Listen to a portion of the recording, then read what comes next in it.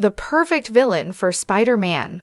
Brand New Day might already exist in Spider-Man casting history if Marvel and Sony are willing to take a bold step. As the MCU timeline prepares to swing back into the world of Peter Parker, many are speculating on whom the next big threat should be. While some characters have been reimagined for the screen before, one particular villain stands out, and so does the actor who's already nailed the role more than once. The upcoming fourth film in Tom Holland's Spider-Man series, officially titled Spider-Man: Brand New Day, marks a fresh chapter not just for the wall-crawler, but also for Sony and Marvel Studios' ongoing partnership. With Peter Parker now effectively forgotten by the world following the events of Spider-Man: No Way Home, the stage is set for new beginnings. That includes introducing a new villain, one whose roots go deep in both the comics and a critically acclaimed video game. One name keeps popping up among those speculating about the villain of Brand New Day, Mr. Negative, also known as Martin Li. This dual-identity crime boss and philanthropist has long been a compelling part of Spider-Man lore. His introduction in the Brand New Day comics aligns perfectly with the upcoming film's title and potential themes.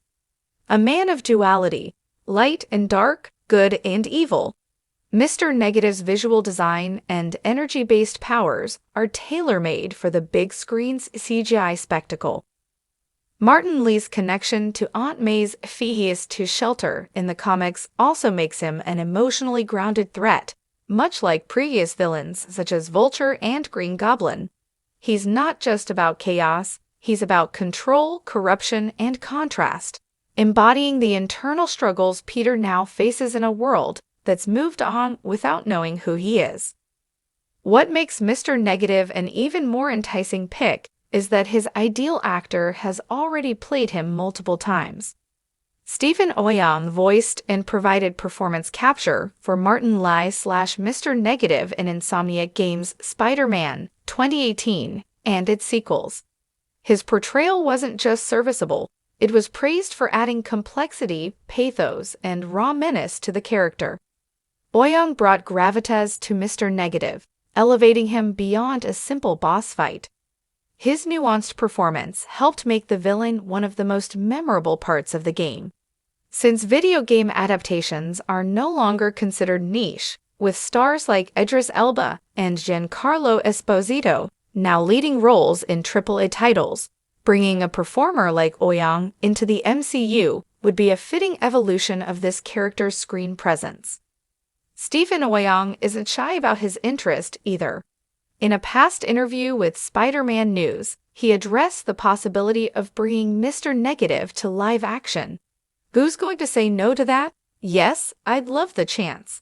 It'd be a real full-circle moment for me and my career, he said. However, he also noted the reality of Hollywood's casting decisions. On the business side of things, studios want big names, global names. So take that for what you will. It's a fair point. The MCU has a habit of casting well-known stars in major roles, especially for their villains. Yet there's a growing argument for fan-favorite performances to make the leap from animation or gaming to live action.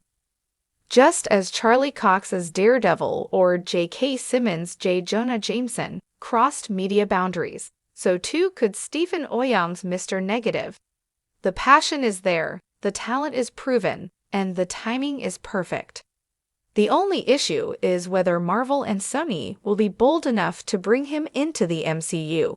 Nevertheless, one thing's for sure: the blueprint for the perfect Spider-Man Brand New Day villain is already on the table, and he's already worn the mask, albeit digitally.